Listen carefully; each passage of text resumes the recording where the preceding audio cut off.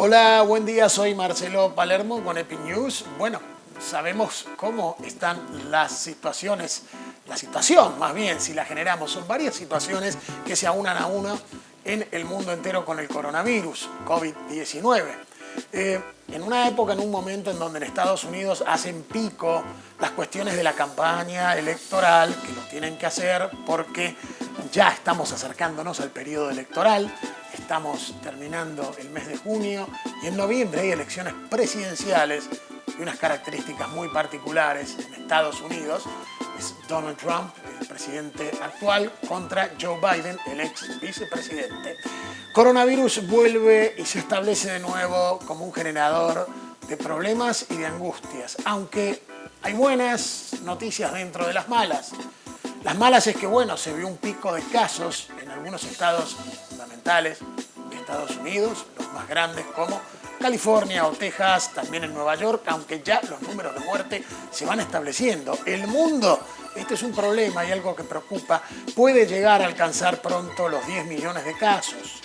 Sí, estamos en 9.6, millones de casos aproximadamente, pero eso nos está haciendo acercar vertiginosamente a los 10 millones. El número de muertes se ha quedado en una curva, la curva ya ha descendido un poquito, pero sigue preocupando, especialmente el creciente número de casos y noticias interesantes en Estados Unidos sobre quién se podría contagiar o podría haber contagiado el coronavirus.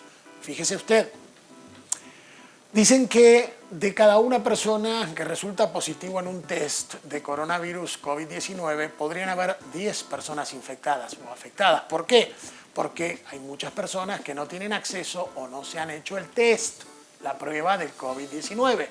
Ahora, otro dato preocupante indica que en Estados Unidos, y esto es un dato del día de hoy, reciente, de esta semana, estamos a fines de junio de nuevo, es que podría ser que el 50% de la población estadounidense, poquito menos, poquito más, sea afectada por el coronavirus COVID-19.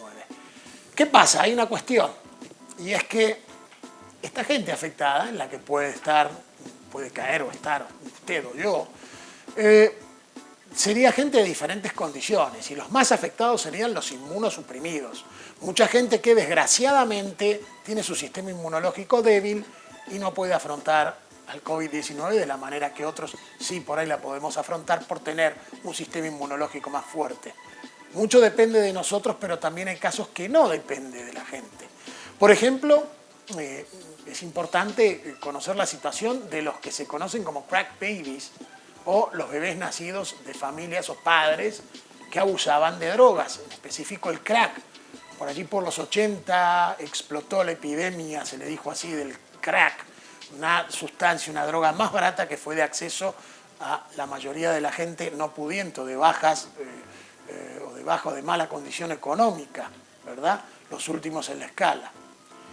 Y sucedió que mucha de esta gente, madres que abusaban crack y otras drogas, tuvieron hijos en los 80, en los 90, también en los 2000, cuyo sistema inmunológico fue suprimido, quedó débil.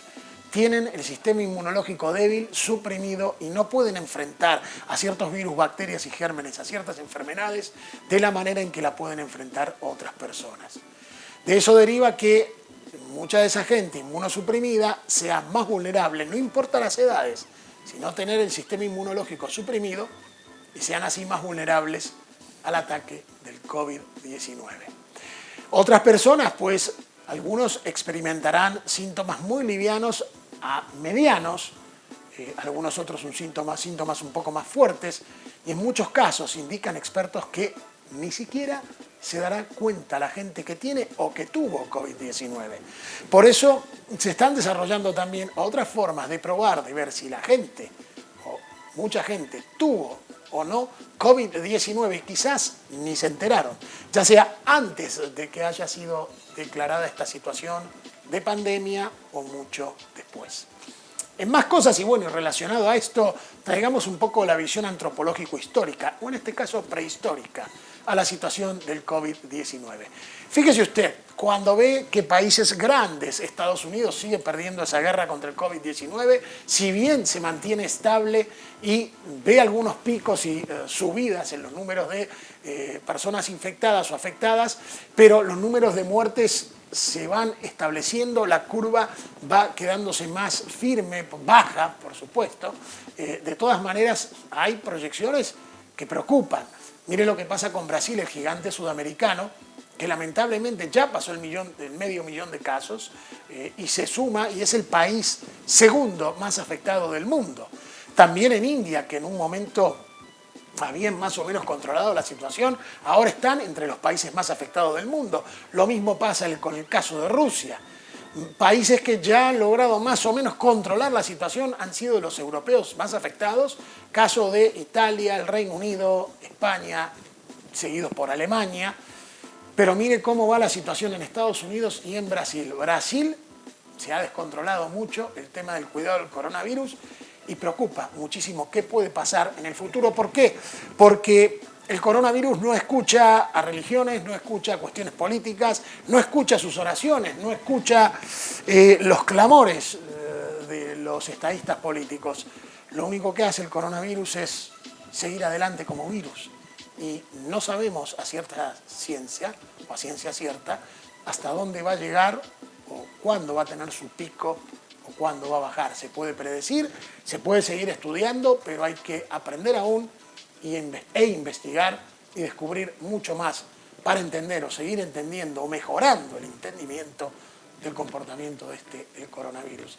Y así le traía datos antropológicos prehistóricos de las épocas de las glaciaciones, de las épocas en las cuales el ser humano todos los días se enfrentaba a su extinción. Mucho menos numerosa nuestra especie, en el mundo, caminando por diferentes lugares y constantemente emigrando a diferentes regiones del entonces conocido mundo y aún del resto del mundo, ¿verdad? Que por supuesto son cosas que siguen la elaboración del descubrimiento de cómo el ser humano se fue comportando, pero lo que sí se descubrió y se sabe es que en muchas ocasiones, enfrentando la extinción, el ser humano tuvo que enfrentar, valga la redundancia, a los virus, las bacterias, los gérmenes, las enfermedades, las inclemencias de la naturaleza que estaban ahí afuera. Se perdieron muchas vidas, hubo muchas desgracias. Obvio que en ese momento no existían ni los medios de comunicación, ni las noticias, ni la información, ni el lenguaje estructurado que ahora existen, ni se lo pensaban en esa época, y lo único que quedaba era adaptarse. Bueno, sí enfrentamos periodos de casi extinción, pero tuvimos éxito y la prueba es que, en fin, aquí estamos. Yo estoy hablando con ustedes. Entonces el mundo siguió moviéndose hacia adelante, el ser humano evolucionando y proyectándose. Y como pasa ahora, como pasó antes, por ejemplo, con lo que fue la fiebre española de 1918, y como pasó con otras tantas pandemias y epidemias, y seguramente pase de nuevo, el ser humano se va a tener que adaptar a convivir con lo que tenemos y lo que tendremos, como con lo que tuvimos y lo llegamos a volver a tener.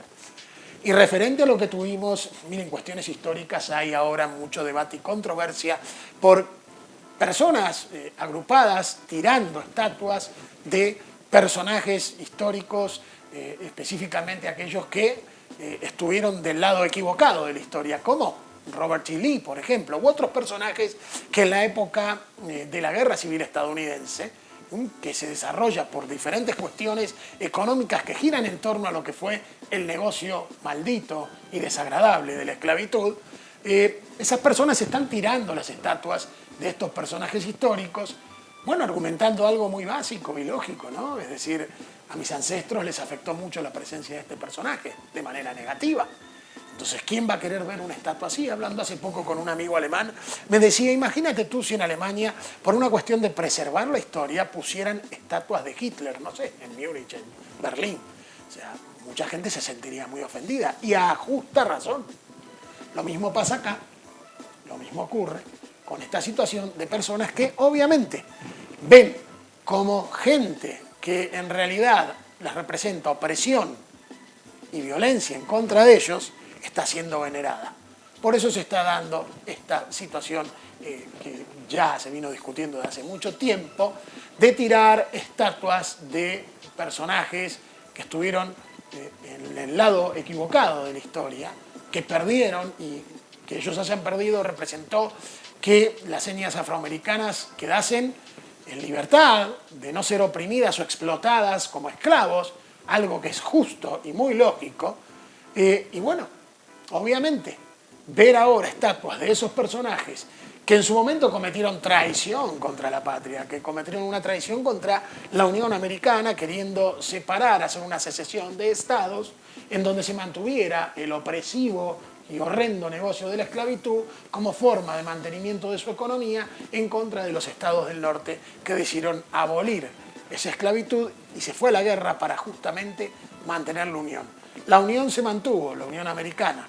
Desgraciadamente, el tema de derechos humanos, el tema de la opresión, siguió siendo un problema muy grande, lo sigue siendo todavía ahora, no como antes, porque se lograron muchas cosas. Las leyes Jim Crow, que se decían las Jim Crow Laws, que oprimían también a los afroamericanos, fueron abolidas finalmente, pero se tuvo que llegar hasta los 1960, hasta la década del 60, para ponerle un punto final e hito definitivo a eso.